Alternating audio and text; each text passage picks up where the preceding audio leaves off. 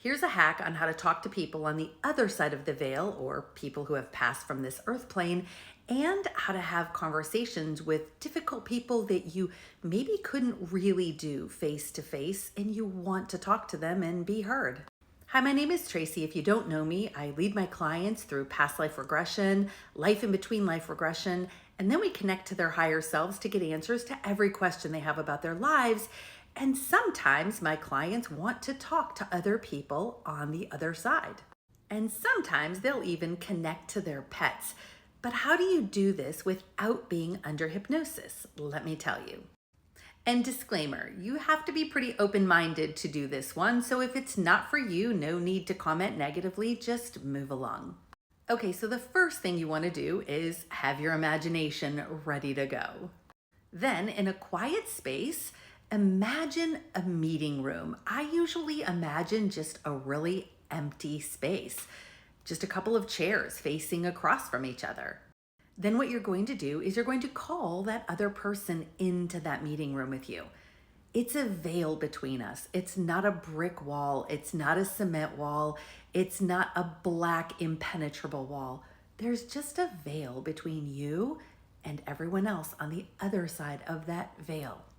So let's say, for instance, you want to call forth your father who may or may not still be alive, and we're going to connect to their higher self, which is their real self. So imagine your father meeting you in this room and then start to say whatever it is you would like to say to him. So let me give you an example from my own life so you can see how this goes. So I called my dad, who is still very much alive on this earth plane, and I asked him to come to this meeting room. I wanted to know why he didn't stand up for me against the abuse from my stepmother to me and my younger sister. Like, how could he just pretend he didn't see it? I mean, I know she was really sneaky about it, but there were very obvious signs for many, many, many years, and there actually still are. It's kind of humorous. Then I just let go of all my thoughts and assumptions and really just listened and allowed any messages to come in that wanted to come in. I heard my dad's higher self tell me, this is what I asked him to do.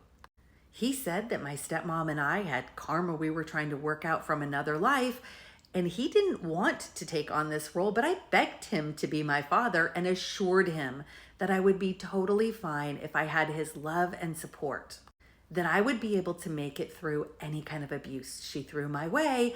And he said it would be really difficult for him to pretend he's not seeing it, but that he would do it for me.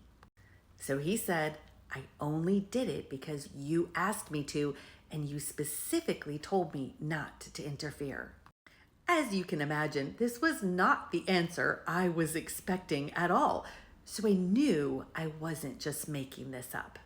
In other words, I trusted what I was hearing, and it seemed to feel really genuine to my heart. He said he was allowing me to work out this karma with my stepmother and also assisting in teaching me independence, and said that he knew that I knew that he really loves me. As you can imagine, that brought a lot of comfort and peace to me. So when you do this, you just have to have a really open mind and trust what you're hearing and check it against your heart. Does it resonate? Does it feel real to you? You can use this to talk to people on the other side who have already passed, or talking to people who are still here that you wouldn't be able to have this kind of conversation with in person. In other words, their ego or their personality would just not be up for it, as isn't the case with my father. You can tell people how they've hurt you and see what they have to say.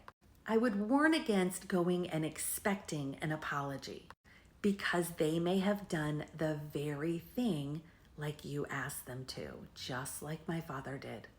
I didn't get an apology from him. I got clarification. I didn't need an apology because he didn't do anything other than what I had asked him to do. So in my mind, there's no need for an explanation. Would my personality have loved one? Yes.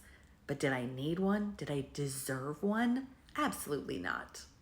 But these kinds of conversations, if you're open to listening to what comes forth, can bring you a lot of comfort, a lot of clarity, and some explanations for things that maybe didn't make sense to your persona or to your ego prior to this. Again, like in my case. So instead of thinking these conversations are out of reach, whether the person is alive or on the other side, think of that veil as truly a very thin veil, and that your soul can easily connect with the soul of anyone you'd like to talk with.